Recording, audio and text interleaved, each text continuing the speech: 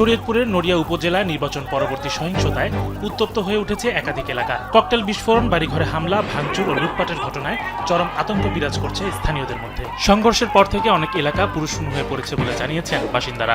নড়িয়া থানার ভারপ্রাপ্ত কর্মকর্তা বাহার মিয়া জানান, ত্রয়োদশ জাতীয় সংসদ নির্বাচনকে কেন্দ্র করে নড়িয়া রাজনগর জামিউল উলুম দাখিল মাদ্রাসা কেন্দ্রে বিএনপি ও জামায়াত সমর্থকদের মধ্যে পূর্বের বিরোধ ছিল।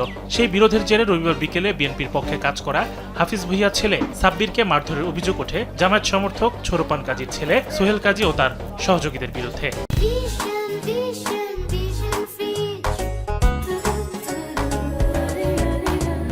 এই ঘটনার জেরে সোমবার ভোররাতে দুই পক্ষের মধ্যে ব্যাপক সংঘর্ষ বাধে। এ সময় শতাধিক ককটেল বিস্ফোরণের ঘটনা ঘটে বলে দাবি স্থানীয়দের।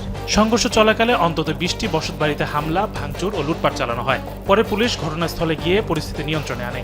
এই ঘটনায় এখন পর্যন্ত 6 জনকে আটক করা হয়েছে। তালতলা বাজার এবং মির্জাবাড়ি, এই যে রাজনগর এলাকার মধ্যে কয়েকটা জায়গার মধ্যে গত 12 ফেব্রুয়ারি নির্বাচন পরবর্তী সহিংসতার বিষয় নিয়ে দুপক্ষের মধ্যে আধিপত্য বিস্তারকে কেন্দ্র করে মারামারি হয়। মারামারিতে কিছু ঘরবাড়ি ক্ষতিগ্রস্ত করে। এই বিষয়ের জের ধরে আমরা খবর পেয়ে দ্রুত ঘটনাস্থলে এসে পরিস্থিতি নিয়ন্ত্রণে আনি।